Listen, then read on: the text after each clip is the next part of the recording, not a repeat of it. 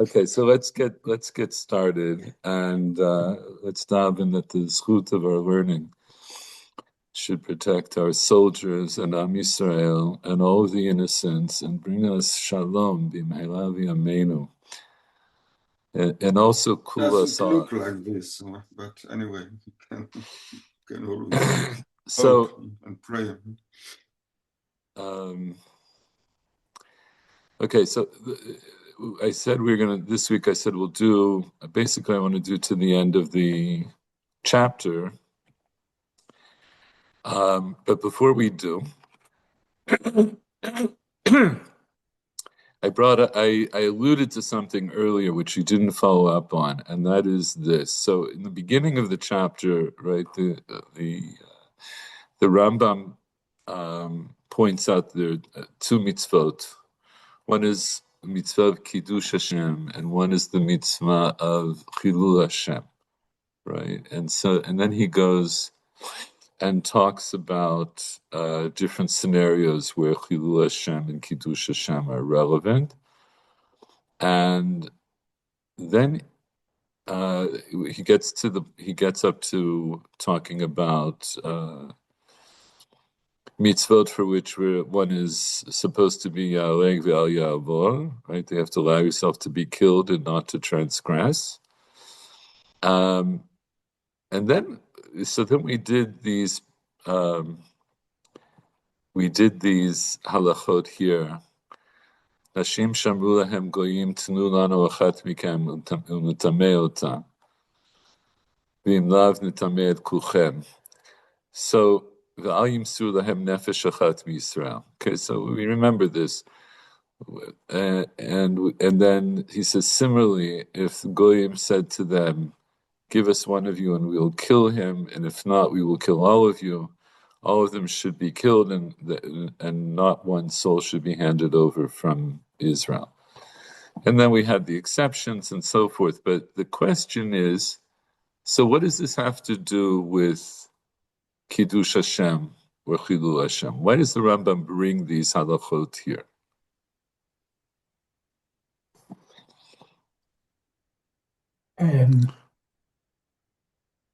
So, I mean, one might think that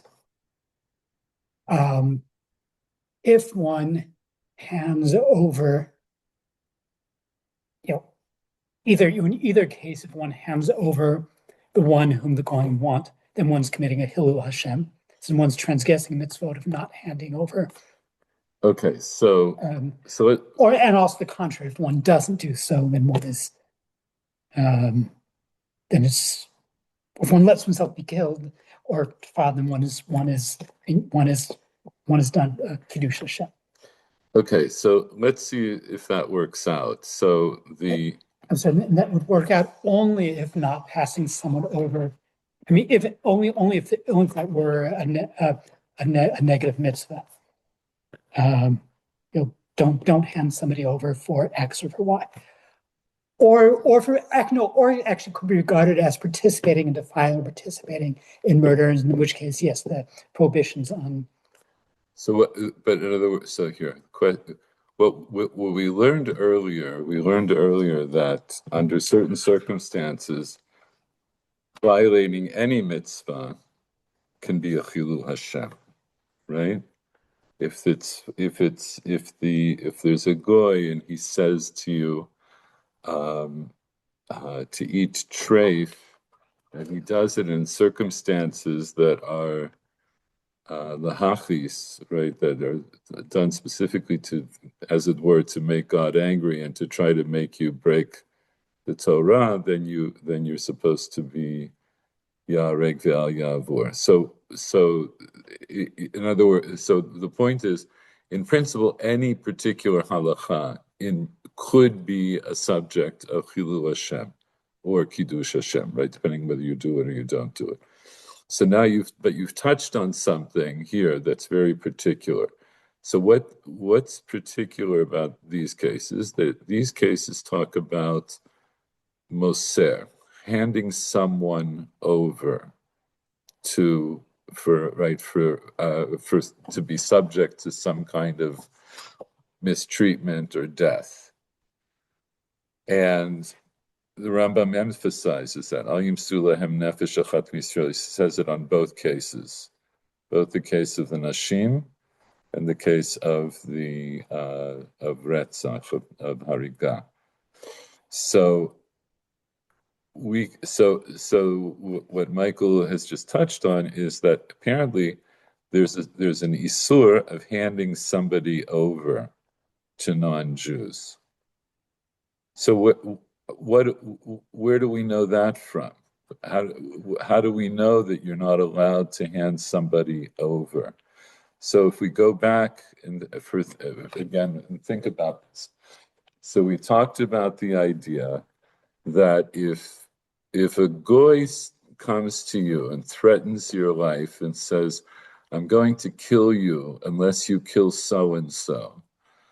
So we learned elsewhere that you have to let yourself be killed rather than to kill. So that's not Mesirah. You're not handing anybody over. But there you're being put in a position where if you don't kill someone, you will die.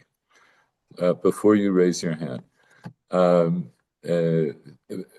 over here, it's a different, right? It's somewhat different that you're being told to hand someone over. So you're not physically killing them, you're not actively killing them, but it seems that the act of handing them over itself is just as bad.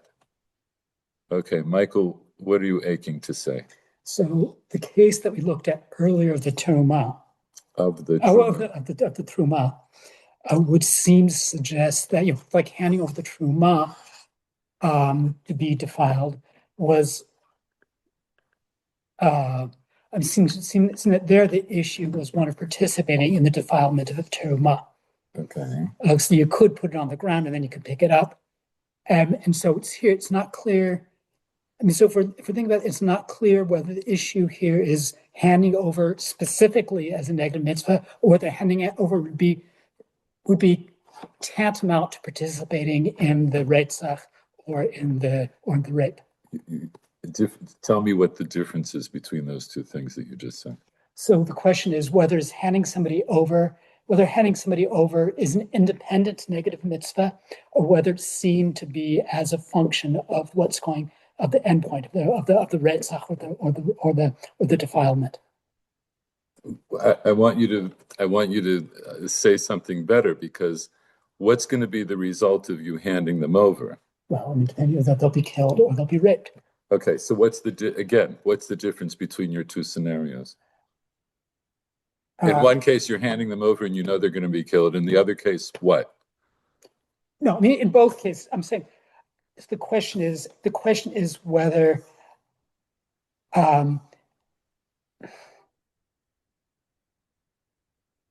so hypothetically. Okay, well, don't forget it. No. I'm sorry. I don't mean to laugh at you, but yeah.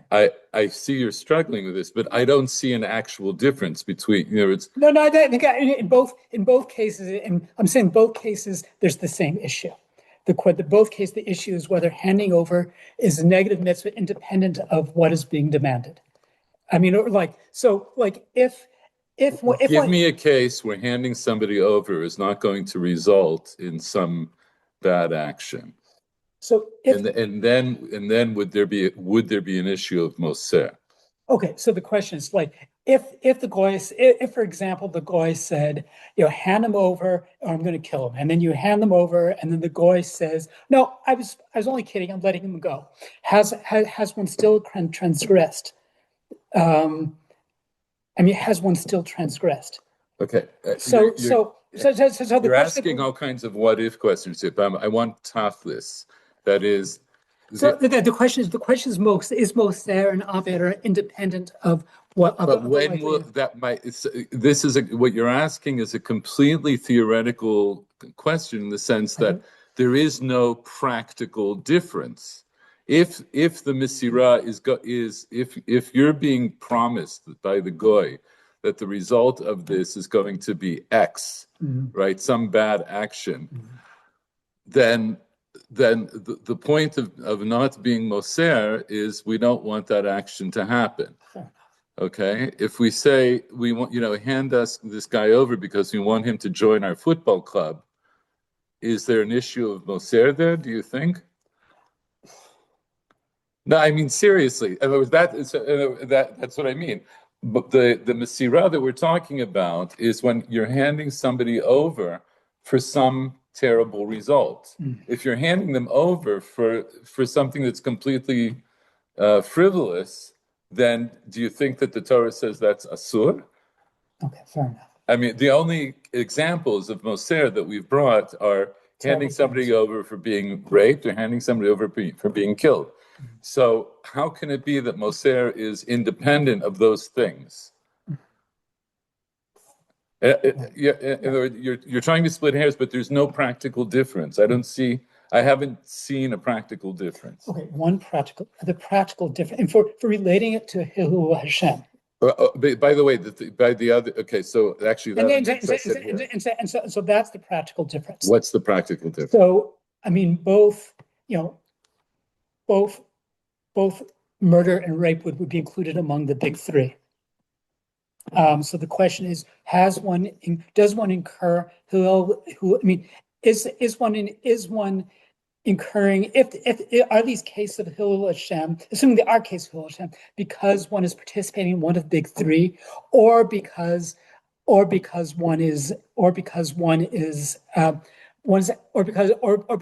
handing somebody, or whether it's sort of moser for, do you understand, just Jen? You haven't finished a sentence. Okay. Michael, you're raising your finger there. Okay, Michael, unmute yourself. Yeah. So I wanted to, something that occurred to me that I don't think that we've touched upon is if a case of, let's say, Reuven hands over Shimon and Shimon's subsequently killed by the Goyim, what's Reuven's punishment? What's this level of his punishment? Maybe this goes somewhat to what Michael's saying.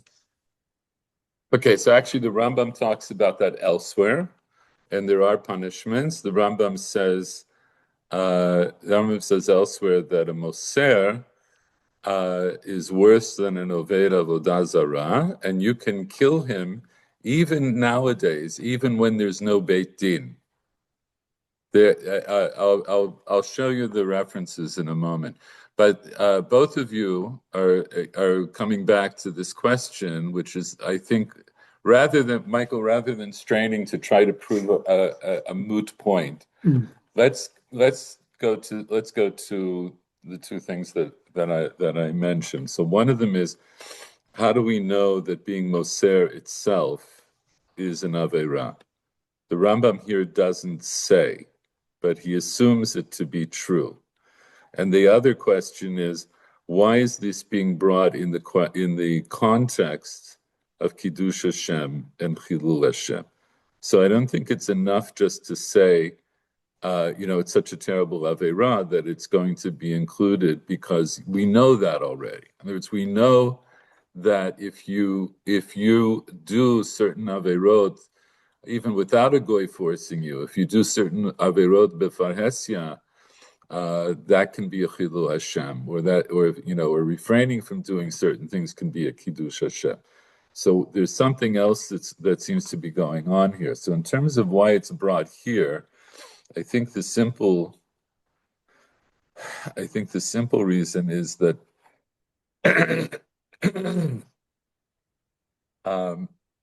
I don't know if this is the simplest reason. Okay, but relatively speaking, that what we understood until now is that there's certain things for which one is Yareg V'al Yavor, and now what we're saying is we're going to bring two cases where Yareg V'al Yavor is applicable, that is, in case of rape, in the case of murder, right? And we're going to add another layer to it. Another layer is going to be, what if you're not committing the rape or committing the murder? Remember, I just want to point out parenthetically, because I think we mentioned this a long time ago, earlier in the chapter, the women themselves who, God forbid, are going to be raped, they don't commit any Aveira by allowing themselves to be raped because they were forced. The question is, you as a person, if you're in a position to give one of them up, then now you're a moser to someone who's going to rape them. And in a similar way that if you give some up to be murdered, you're a moser for somebody to be murdered. So it could be that the immediate reason, it's possible that the immediate reason the Rambam brings these halachot here are not specifically because it expands on our understanding of Kiddush Hashem or Chilu Hashem, but he's saying, now that I have explained to you that there's certain Aveirot for which one is Ya'areg v'al Ya'avor, and under certain circumstances one is Ya'areg v'al Ya'avor, so now let's expand that question and say, what happens if a goy comes to you and says, hand over so-and-so to be killed, or else we'll kill all of you. And now the question is, does Yareg v'al Yavor still apply? Paul, go ahead. Yes, there is an assumption that each person of Am Yisrael has a certain kedusha, because it doesn't say if you do this mesirah with somebody else who is not a Jew, then it's not it's not considered as an avera. It's only if he is achat mi'Yisrael or echad b'Yisrael. So that means that the people from who belong to the Jewish persons who belong to the Jewish people have a certain kedusha. They have a certain status, right? Status, yes. Yeah. No. Yes. Okay. And did you want to? It's not true for any human being. It's only true if it's somebody. If it's a Jew. If he is a Jew, the person you. Okay. So and Michael wants to say something. I mean, there's sort of two cases that I can think of. One would be, the case of Lot and Sodom, where he won't hand over the three anashim, or what do you think so? Two. Oh, two, right? Two. Thank you. Two. And so I'm wondering if that might be a basis for that, even though it's not exactly an analogous case. It's not a good analogy because he's completely willing to hand over his daughters. No. Okay, never mind. Case, well, yes. And then there's the episode in Giva, which is also not really. The episode in? Was it Giva? I should have. Pilegesh B'Giva. Yeah. Okay, so it's a similar kind of circumstance. So I want to set them aside. I want to just focus for the moment on what we have in front of us. Okay, so we have this question, why is this brought here in the context of Chilul Hashem, Kiddush Hashem? So I gave one answer, is that it could be that this is a kind of a sidebar, because we're talking about dinim that are related, so we're going to bring these dinim as well. Paul raises another question, which is the Rambam here says explicitly that this inyan, the Rambam, okay, the other question was, how do we know that being Moser itself is an Isur? The Rambam doesn't say, and then Paul also mentions that this inyan of Moser is only relevant if you're a Jew and you're handing over a Jew to non-Jews. But what if you're a Jew? Are you allowed to hand over a Jew? I'm sorry. What if you're a Jew and are you allowed to hand over a non-Jew to non-Jews? Or to Jews. Or even to Jews. Are you allowed to hand them over? Is there an inyan of being moser when the mesirah involves handing over a non-Jew? So that's also a good question. Ethically, I would think so. Halachically, I would like to think so, but I don't know that. Okay, so I'm glad that you phrased it just that way. So we're going to leave it for the moment. I wanted to just because I don't want to get too far afield, and I want to stick to the things that are immediately relevant. But Paul's question is a good question, which we're going to set to one side. I want to set it to one side. So this is one thing, and then we also had this issue, right, of a sick person, sick people, that one is not allowed to be mitrape with isur, right, with isurin that are related to avodah zarah, gilui arayot, shfichut damim. But other isurin you're allowed to be mitrape.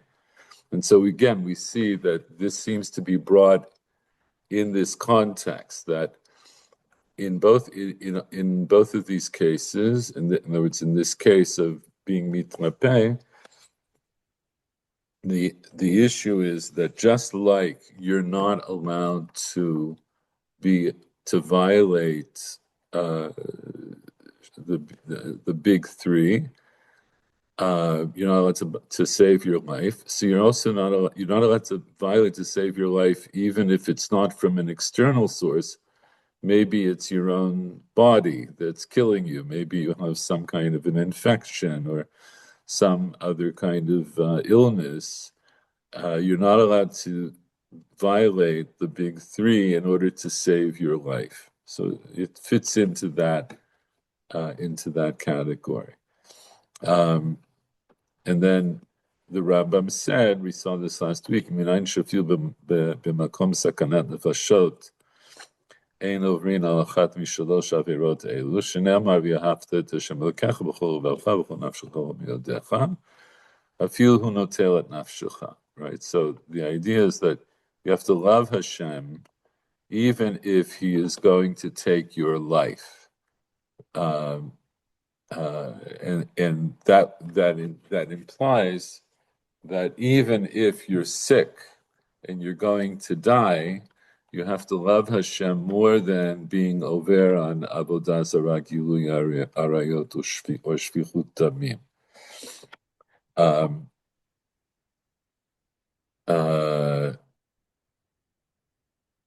Right. Okay, we did this last week. I'll just show you something from.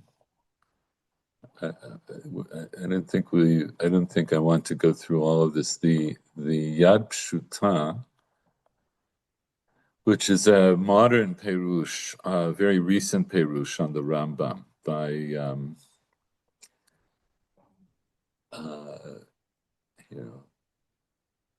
by Rav Nachum Rabinovich. Rabinovich was the Rosh Yeshiva in Ma'ale Adumim. Ma'ale Adumim. Yes, and he wrote this. It's really a phenomenal work, which I've only really started to look at since they put it on Ala Torah. And what he does for all of these halachot, I'll just mention something about this, and we know some of this, but I'll just go over it. The first people to comment on the Rambam, well, among the first was the Ravad, right, of Avram ben David of Poskia. I'm not sure how to pronounce that, and he had mostly criticism of the Rambam, and the Hagot of the Hasagot of the Ravad are very famous, and they were printed in most of the standard editions of the Rambam. But almost immediately, there were people who came to the Rambam's defense. One of the main criticisms of the Rambam from the very beginning, from even in his own lifetime, of the Mishneh Torah was that he didn't cite his sources.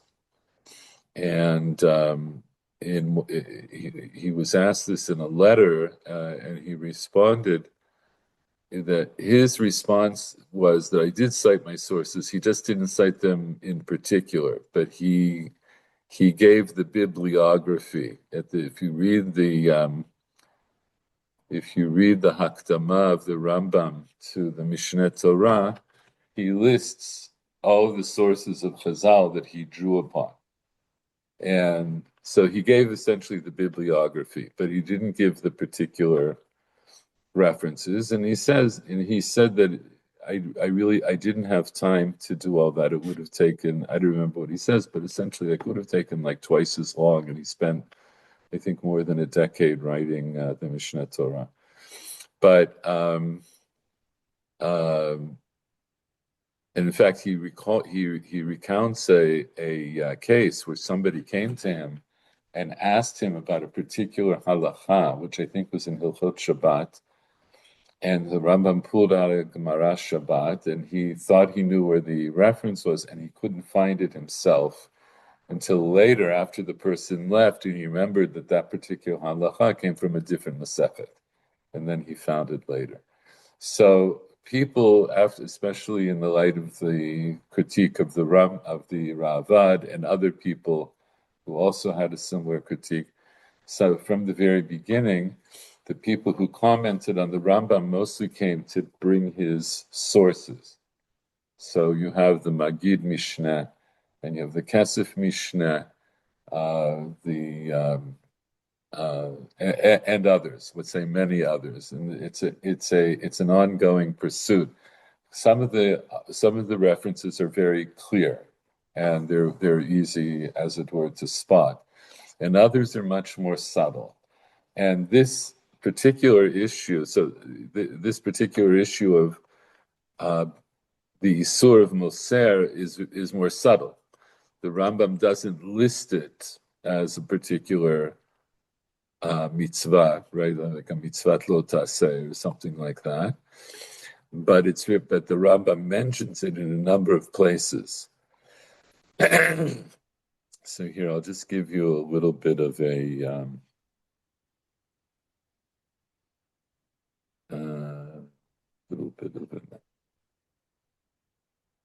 So all this to say, Rav Rabinovich, when he wrote his very expansive Perush on the Rambam, one of the things that he's doing is he is bringing the sources as he understands them, and he deals with this question about Moser.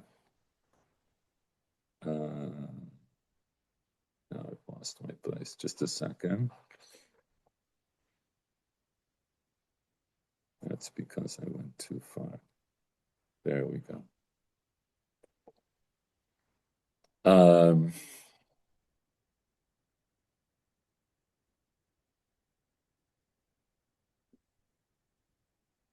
He brings sources that we saw, right, from the Mishnah and the Tosefta and the Yerushalmi and Trumot, and he has a whole long discussion about that. And then talks about halacha ve'en monika ve'ayim suru. Okay. Ve'ayim suru aramach zal hikshe. Even though we found in the Tosefta the way the Rambam wrote, which is this question of the question of being Moser, right? Lo yadana tamamai. I don't know the reason why. The Hamrin in Gemara, the Mishum Hachi Amrin b'shvichut damim de'arei v'ayavor disvarahu. That's why the Gemara itself says that when it comes to shvichut damim, right, when it comes to murder, that yareg v'yavor, we know from logic, right? The hachaleka haisvar, but here we don't have that logic. In other words, what was the logic of we repeated this last week. So what's the logic that the Gemara gives for saying that you should be killed rather than to kill someone? What's the logic? you don't know whose blood is redder, as it were. You don't know. You can't really. You don't know if you. Okay, that's fine. That's fine. That's fine. You don't have to say anything more. All right. So, but the Ramach says Vahacha leka haisvara. But here, in the din of Moser, I don't have that reasoning. Why? Why doesn't this apply in the case of Moser? What's the case of Moser that the Rambam brings for killing, for Retzach?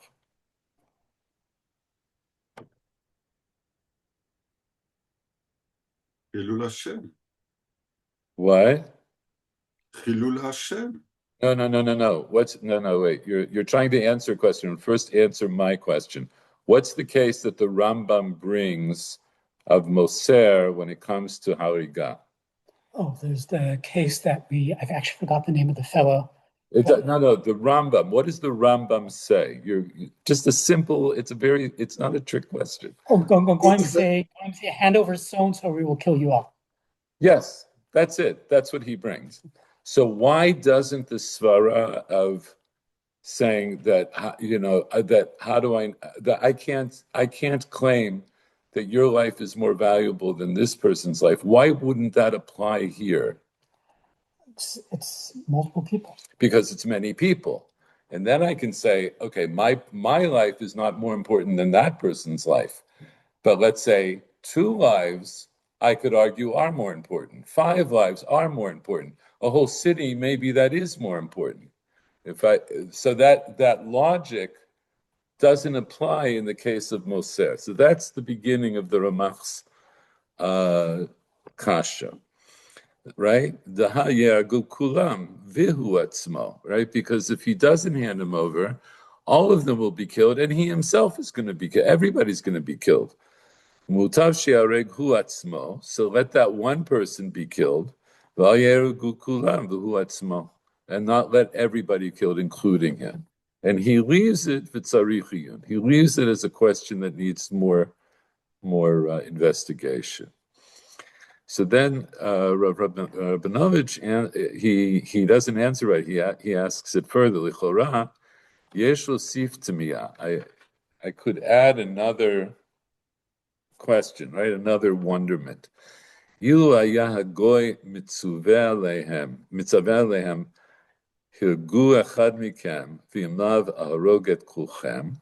Right. So if the goy commanded them, kill one of them, and if not, I will kill all of them. Michael, why don't you read? Michael Werner, because you're falling asleep. Let's go. Ki az ברור שיש כאן שפיכות דמים שאסור לעבור אפילו אם יהרגוהם. אולם כאן אין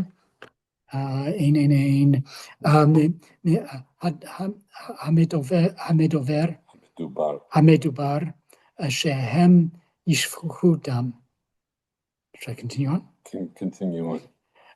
כל מה שהגוי דורש מהם הוא רק למסור את האחד לו, והוא יהרגנו בעצמו. Read a little more. מניין. מניין לנו שגם מסירה נכללת בשפיכות דמים. Stop. Okay, so let's see if we can understand this. So he says, I could add another question. And what's his question? Ilu haya goy mitzaveh alehem hirgu echad mikem v'imlav aharog et kulchem. Translate. Kill one of your number. Translate everything I said. Ilu haya hagoy mitzaveh alehem. So if the goy were to say to you, in the plural, to them, all right, to command them, kill one of your number, and if not, I will kill all of you. Okay. That what? Ki az barur sheyesh kan shfichut damim. And so in that case, it's clear that there would be shfichut damim. Shasur lavur afilu yargu hem. and it is forbidden to transgress that commandment even under the threat of death. Even if all of them, Even if all of them will be, even if all of them will die. In other words, so Rabinovich he's taking a different case. This is not the case of that the Rambam brings. What's the case of the Rambam? The case of the Rambam is hand us one of you, and we will kill him, and if not, we'll kill all of you. What's the case that Rabinovich is talking about? Kill one of your number, or I will kill all of your number, Okay. as opposed to merely handing him over to be killed. Okay, so now this goes back to what we were talking about earlier. So if the case were to be that the goy says, kill one of you, in other words, one of you has to kill another one of you, or I'll kill all of you. So he says, that's obvious, but then we know the answer. What's the answer? Don't. Because you'd be transgressing the prohibition on murder. Okay. Lamkan en hamedubar shehem yishpechu dam. Right? Here what we're talking about, in other words, the case that the Rambam brings of handing somebody over, we're not talking about killing someone, we're talking about handing them over. Right? So it would seem to be qualitatively different. Kol ma shegoy doresh mehem hu rak limsor et achad lo. Right? The goy is only demanding that you hand somebody over, and he himself will kill him. Minayin lanu shegam mesira nichleret b'shfichut damim. Translate. I'm sorry, I just lost my place. Minayin lanu shegam mesira nichleret b'shfichut damim. From there, can we know from there? No, minayin lanu. From where is it to us? In other words, what is our source? What is our source for saying that also handing somebody over incurs Nichlelet. It's included in shfichut damim. Okay. In other words, so this is the way he's phrasing this question. So he wants to know, how could it be that misirah, to hand somebody over to be killed, should be considered the same as if you killed them yourself, right? That's the way he poses the question. He says, and again, let's just review it. The Rambam talks about the case where the goy says, hand so-and-so over, or we'll kill all of you.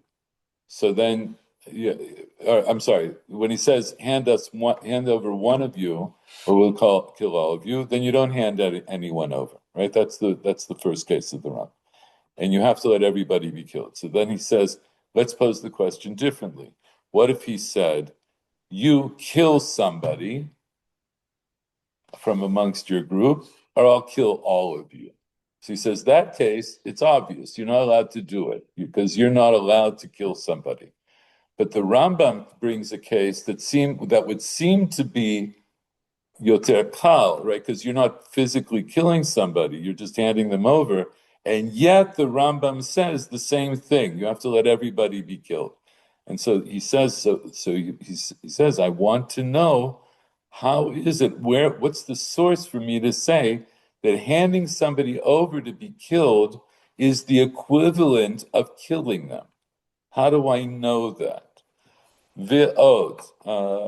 Michael Schwartz, why don't you read? Ve'od. ועוד, הרי רבנו מדמה דין זה למסירת אישה לטמא, שכך כתב, וכן אם אמרו להם גויים, תנו לנו אחד בכם ונהרגנו, יהרגו כולם, ואל ימסור להם נפש אחד מישראל. Okay, stop here for a second. Let's just understand this part of the question. Va'od. Oops, sorry. Okay, and furthermore, see our Rabbeinu, the Rambam, compares this din, this case of Masira, of delivering a woman that to be defiled, so that it's written and such. If they say if the goyim say to them, give us one of them and we will kill him, they should allow themselves. All of them should allow themselves to be killed and not to be delivered, not deliver one soul from Israel. Okay. Ulam. Ulam be'isha lehaba'al legoy hello ein shfichat damit. Hello ein. Ulam be'isha. Lehiba'al legoy hello ein shfichat damim. Va'af lo gilu arot afilu lihin saret be'emsa sharhei la'al klal anas isha leba'ala devarim she'agoy mitkaven lahanet etzmo. Mahu efo hatam shehargu kulam ba'al yimsru. Okay, this is a little tricky, right? Do you want to try ulam? Yeah. However, with a woman that's going to be raped by the goy, it's not the spilling of blood, and it's not Gului Arot, even if she is delivered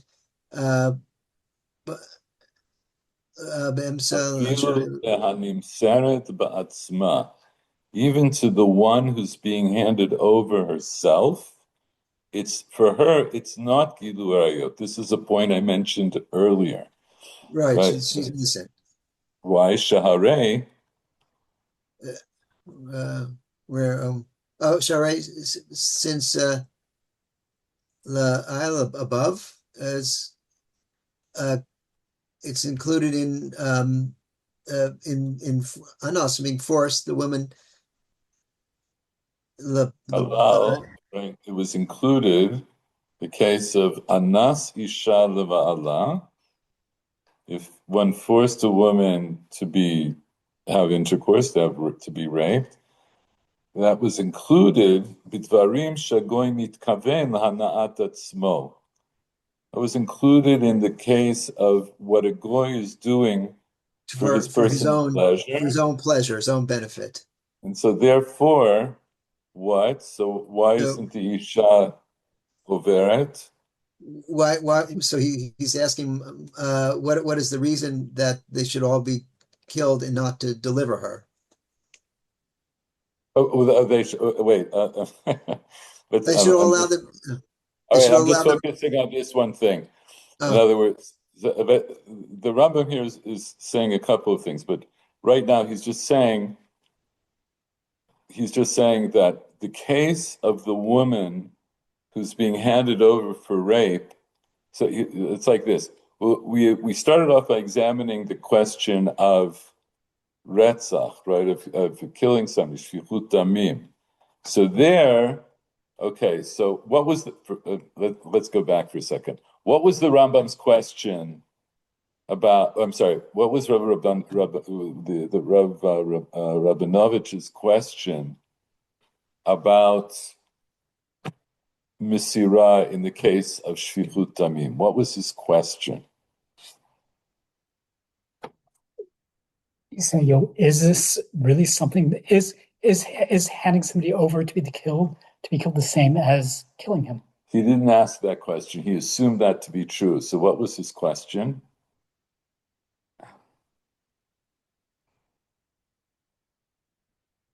Maybe that was your question. But I seem to remember it in the text, but maybe.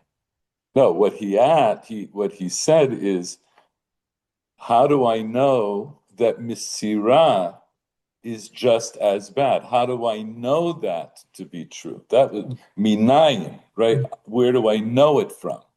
Right? The fact is, the Rambam says it.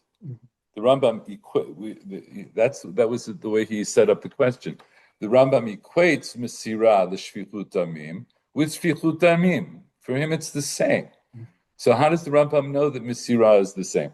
And then he says, listen, let's go back, let's see how this works with the case of the Isha. So in the case of the Isha, what's the case? Give us one of you, right? We said the Goyim say to this group of women, give us one of you to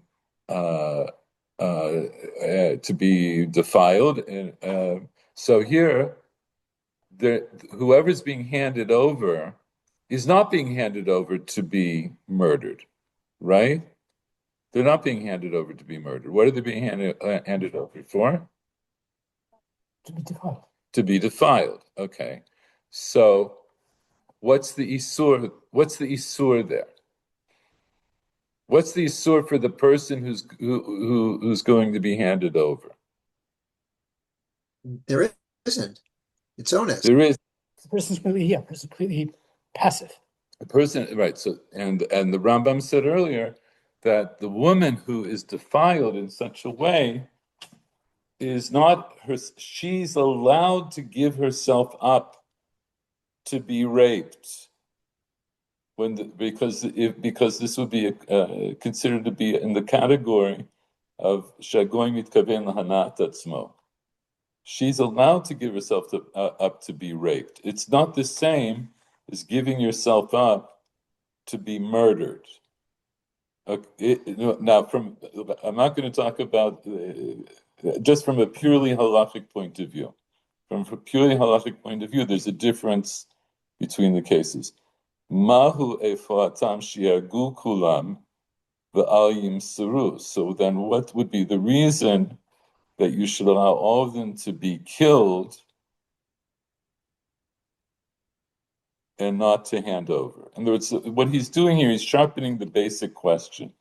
The basic question is, how does the Rambam know? Again, the basic question is, how does the Rambam know that Mesirat Nefesh is so chamur?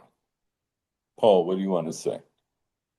I think that there's a question if the woman who is handed over, if she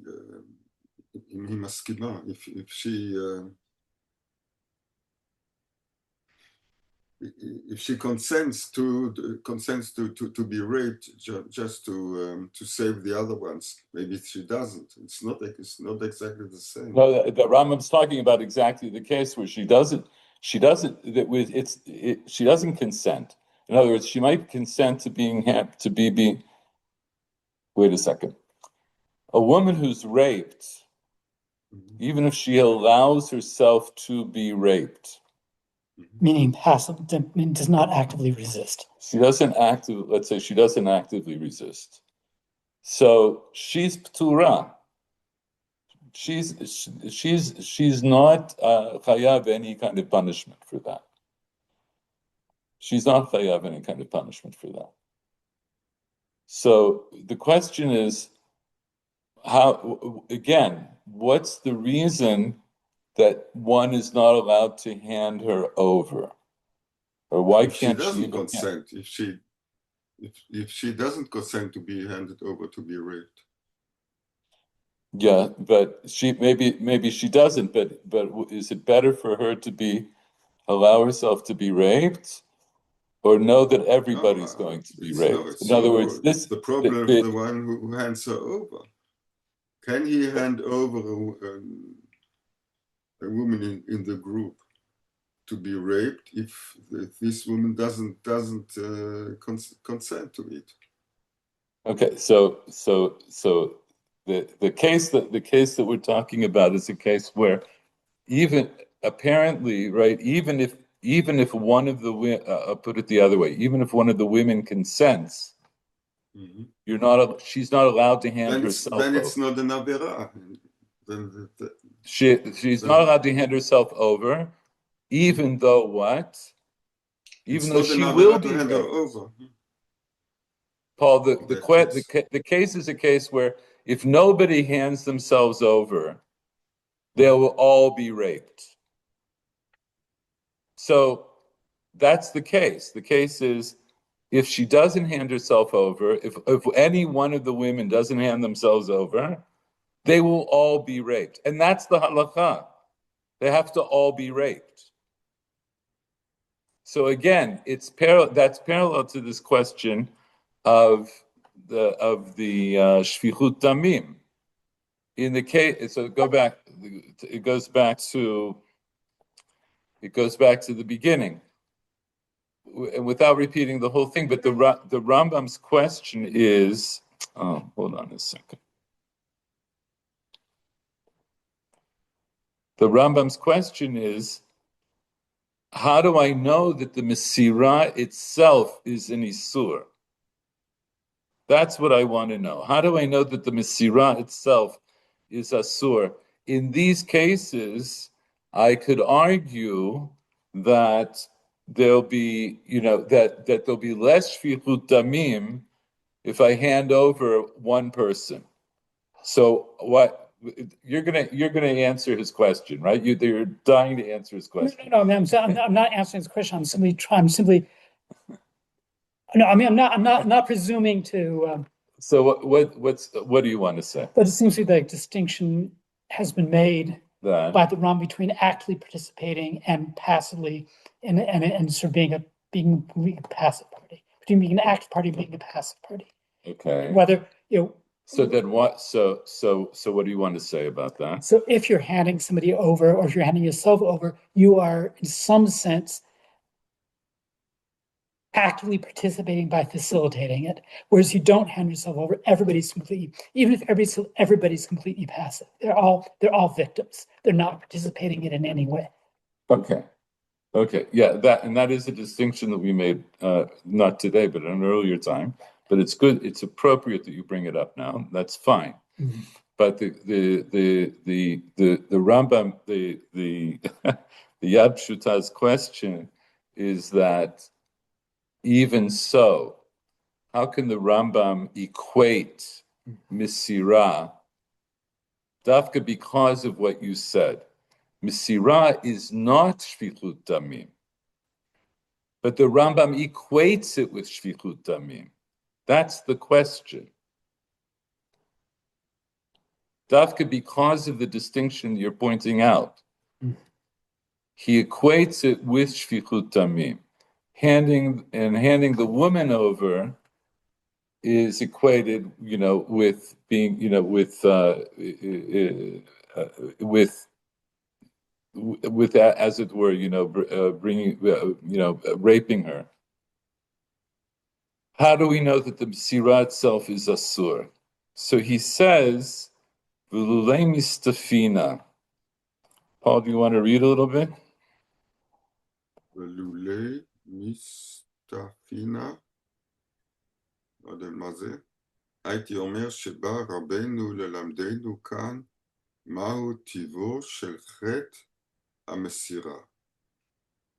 Okay, so stop. Do you know Lulei Mistafina? No. It means, were I not afraid. That is, it's something that excuse me. It's something that somebody will say out of humility. I'm sorry? Is it Aramaic? Yes, it's Aramaic. Right? If it's usually Lulei de Mistafina, if it wasn't for the fact that I was afraid. That is, it's just a turn of phrase that you could also say, in my humble opinion, but he's saying it's said in this case where it's as if he's challenging an earlier authority. So here he's not challenging the Rambam. He's going to try to explain the Rambam. But he's, in a sense, challenging the Ramach, who asked the question to begin with. How do we know that Mesirah itself is an Aveirah? So he says, Lulei mistafina, hayiti omer shaban rabbeinu lamdenu kan mahu tivo shel chet HaMesirah.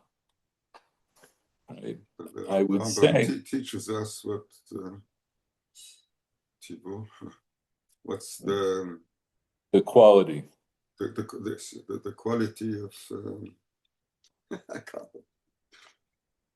understand everything and I can't translate. Right? The transgression of handing one over. Yes. Yeah. What's the quality? In other words, what's the nature of this chet? Go ahead, Ma'od. מאוד מאוד החמירו חז"ל בחטאם של המוסרים. חז"ל were very strict about the pet of people who are handing over. Okay. Moisri. Moiser, yeah, let's see what a moiser really, not the way people use it. They throw it around. Unfortunately, it's thrown around like it's not the very same. light way. But the Rambam brings it in several places. So keep going. B'Hilchot Shuvah. בהלכות תשובה ג' ו' מנה רבנו את המוסרים בין 24 חוטאים שאין להם חלק לעולם הבא. ובהלכה י"ב שם שנים הם... שניים הם המוסרים. המוסר חברו ביד גויים להרגו או להכותו. והמוסר ממון חברו ביד גויים. שניהם אין להם חלק בעולם הבא. אין להם חלק. Yeah, okay. So what does he say in Hilchot Shuvah? But this is, okay, this is what Chazal said, yes? Okay. In the halacha, Hilchot Shuvah, at Gimel Vav.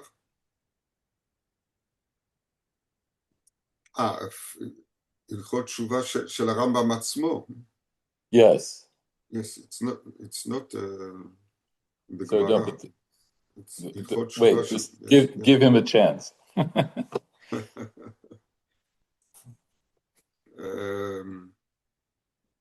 The Rambam counted the Mosrim, the one who hands over. The Moser is one of the 24 sinners. Sin, why? I forgot. It's one of the 24 sinners who don't have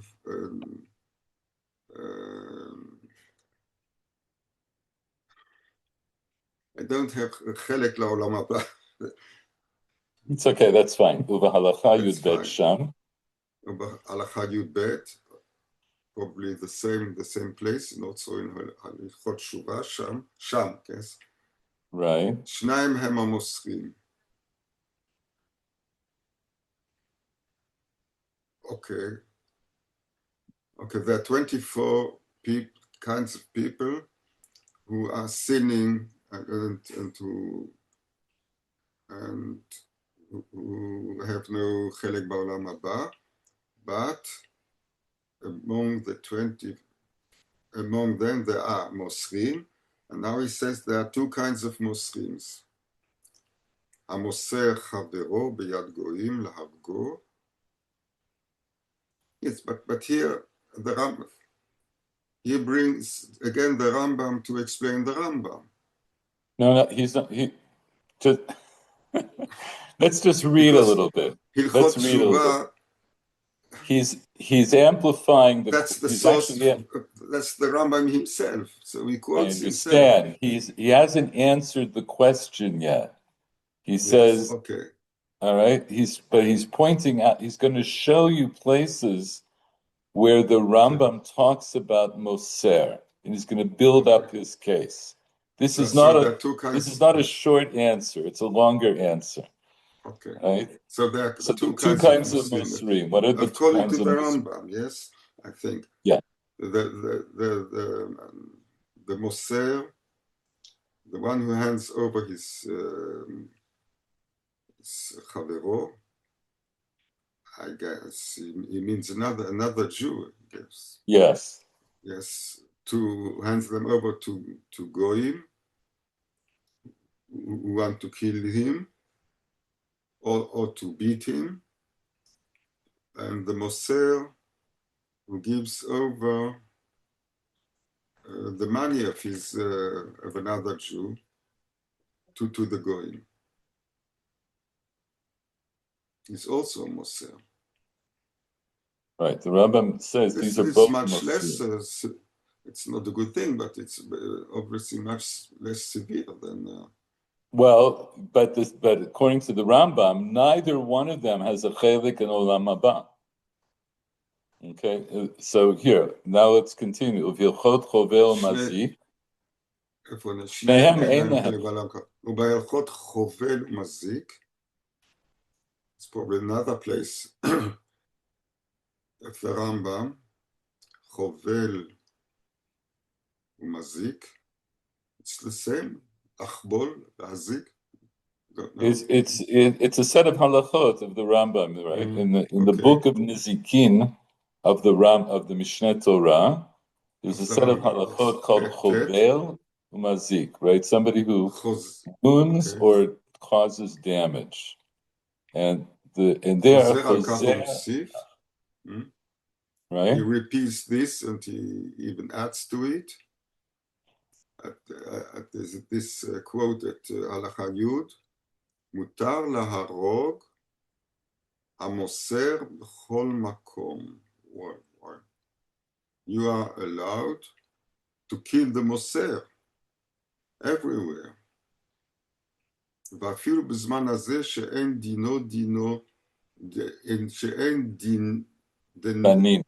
גנין דיני נפשות. And even בזמן הזה, today,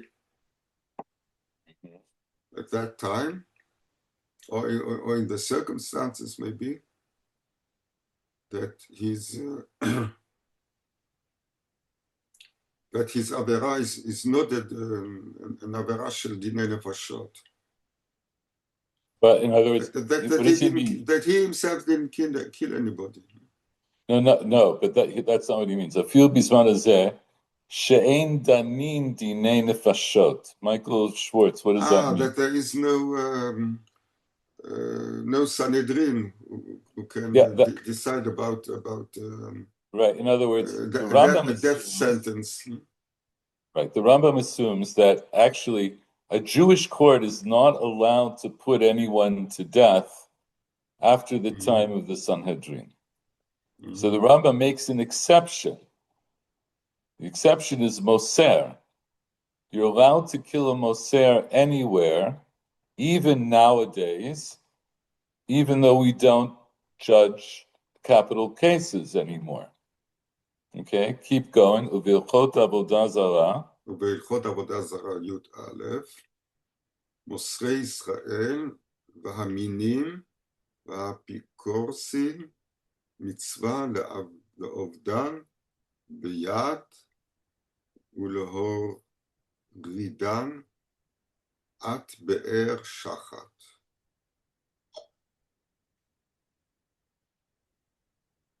People who are handing over persons of Jews, and you don't have to translate. Also minim, also apikorsim. The Rambam explains those elsewhere. Actually, in Hilchot Tshuva, he talks about them. But the main emphasis here is on the L'ovdan is to kill them. L'ovdan biyad. To cause their to destroy them manually. L'horidan ad be'er shachat. מה זה להורידן עד באר שחת? I don't know. To lower them into a pit of destruction.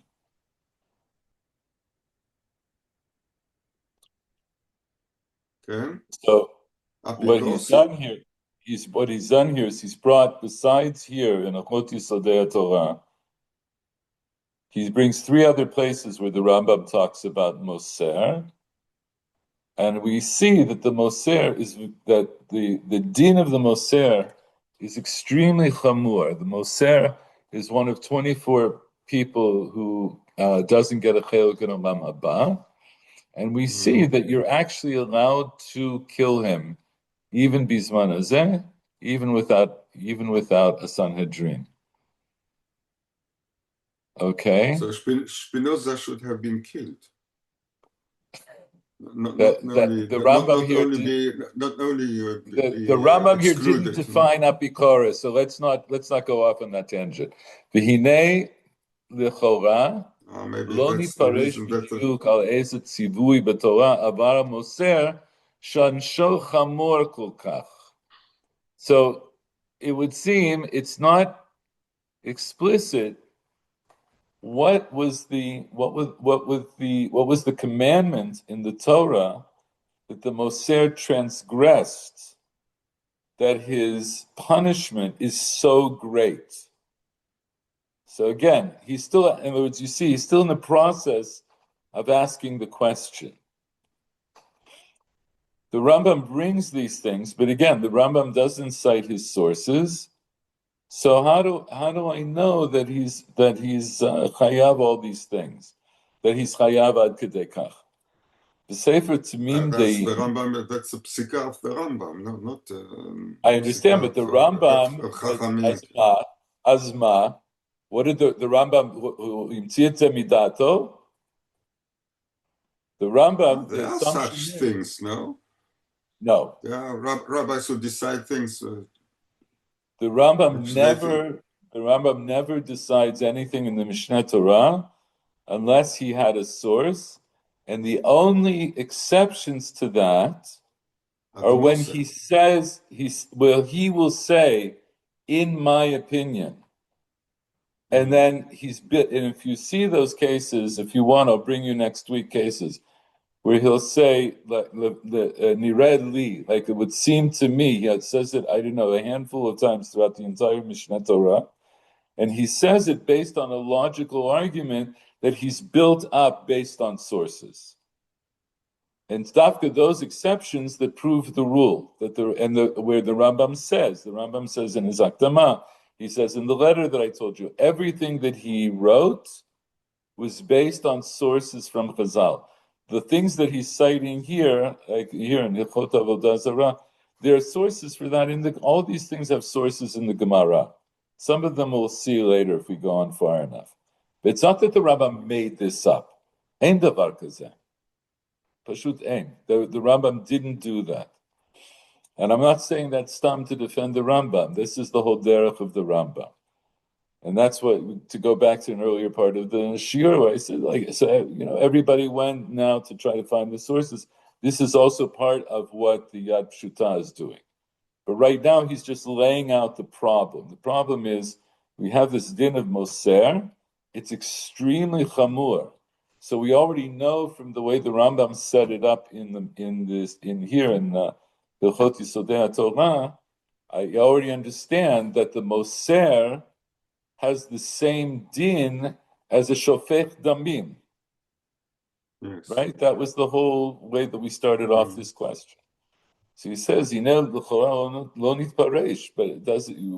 We don't see where it's explained that exactly where the Aveira is. So he says, b'sefer tamim deim. Michael, wait a second, which Michael are we up to? Michael Schwartz. B'sefer tamim deim. B'sefer tamim deim. Muvat teshuva b'shem harav. I'm sorry. Hold on a second. Muvat teshuva b'shem harav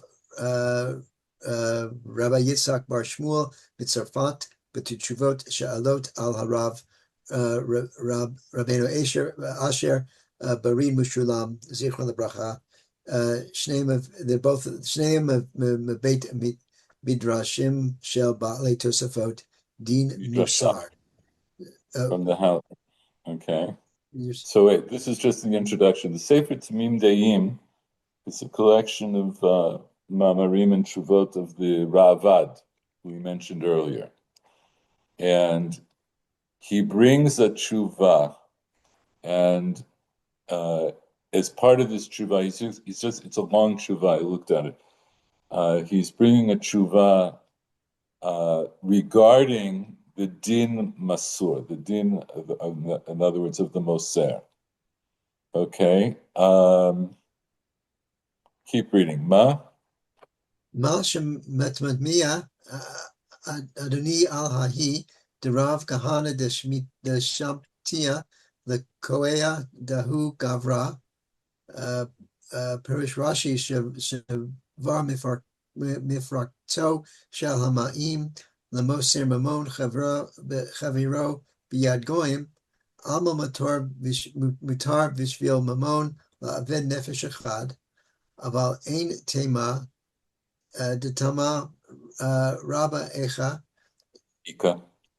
איכה שפעמים שהוא פיקוח לנפש כמה נפשות, כגון אותו שידוע שאינו חס על חי חברו וחשוד לסתים להרוג כשהוא יכול. Keep reading a little further. Okay. ואפילו כשאינו יודע בו בבירור, כיוון שרוב העושים כמעשיו הם חשודים בכך מותר, ואפילו שלא בשעת רדיפתו. Okay, so that's a lot. So Okay. this is obviously the middle of the tshuva. It says, Ma shematmiya adoni al. Can you translate? What matmiya, not wonders. You could say wonders. It's okay. Okay, wonders. My master on this, that Rav Kahana in Tishmata teaching. No, Shamte. It's Aramaic. Shamte lekue dahahu gavra. You said you're asking about this case. It's brought in the Gemara and Baba Kama, where Rav Kahana Shamte lekue dahahu gavra, and Rashi explains what that means. Shamte means he broke. Kue means mifrakto, his neck. Shel ha'ma'ayem limsor mamon chavero biyad goyim. Rav Kahana broke the neck of that person, and whose neck did he break? The one of a Moser, the one who delivered money of his friends to the goyim. Right, somebody who was threatening. Ha'ma'ayem limsor. He was threatening to hand over property or money of his friend to goyim. So he hadn't actually done it yet, but he was clearly planning to do it. And Rav Kahana broke his neck. Alma. So we can derive that it's permitted for money to destroy, to kill one's soul. But it's not surprising. So in other words, so what's the point? What do I get from that story? Mutar bishvil mamon labed nefesh echad. So that it's permissible to kill someone who's a moser for mammon. Yes, in other words, or even threatens to do it. Right, so you're allowed to kill someone for even attempting to be a moser, even if he's only being moser mammon. Right? And this, so now, Paul, for example, this is obviously one of the sources for the Rambam earlier, right? This story is obviously one of the sources for the Rambam. What did the Rambam say? Is this an Agada or an Halacha? This is, first of all, what do you think? What do you think the difference is between Agada and Halacha? No, an Agada is a story, but Halacha is. Sometimes we derive halacha from Agadah, but here this is a Maaseh Shahaya. In other words, it's not an Agadah, it's not a myth, it's not a fanciful story. This is Maaseh Rav. Rav Kahana was a real Rav. And right? Anything which Rav does turns into a halacha. Maaseh Rav. And we have many examples of that. We have many examples of that where it's mufurash. In fact, if you remember, I know that in the Agadah, there's an example of a Maaseh Rav when they No, no, So but they, Maser Rav yeah. is what it means is that we follow I mean, if with a Haggadah Shel Rav Pesach. Mhm. if a Rav does something, in other words, and a Mhm. Rav that we consider to be a halachic authority acts actually does something, Mhm. even if he didn't say something, but if he does something, he is an exemplar. And what he's doing is as it were, is a halachic statement. And there's no discussion about it, because usually when there's a halacha, there's one Rav says this and another one says something else. And Paul, you're asking maybe, very important questions, but for the moment, you'll take my word for it that here, this is a Maser Rav, right? This okay. is something that Rav Kahana actually did, and what we know, we can look at the Gemara there. There was no objection to what Rav Kahana did by other authorities. Okay, now that's important to know Okay, that there was we no said, objection. Yes. all right. We see that there was that. So in this tshuva, he's saying Alma mutar bishvil mamon labed nefesh achad. So I can derive from here, and so that's what I mean. This would clearly be one of the Rambam's sources for what he said earlier, that you're allowed to kill a moser even bisman hazeh, because Rav Kahana lives after, he's living already 150 years after the last Sanhedrin. Well, that's actually not true, because the Sanhedrin continued after Churban Abayit, but he's living after the time of the Sanhedrin, and he did this without bringing somebody to court and doing a whole court case. He broke his neck. Alma mutar bishvil mamon labed nefesh achad. Aval ein tema. Michael Schwartz, you want to But continue? it's not surprising that there's a great reason that at times that it's that it's preserving one person um, uh, like many people. It's a tricky way he's phrasing it because it doesn't translate directly. Shepa'amim shu pikuach nenefesh kama nefashot.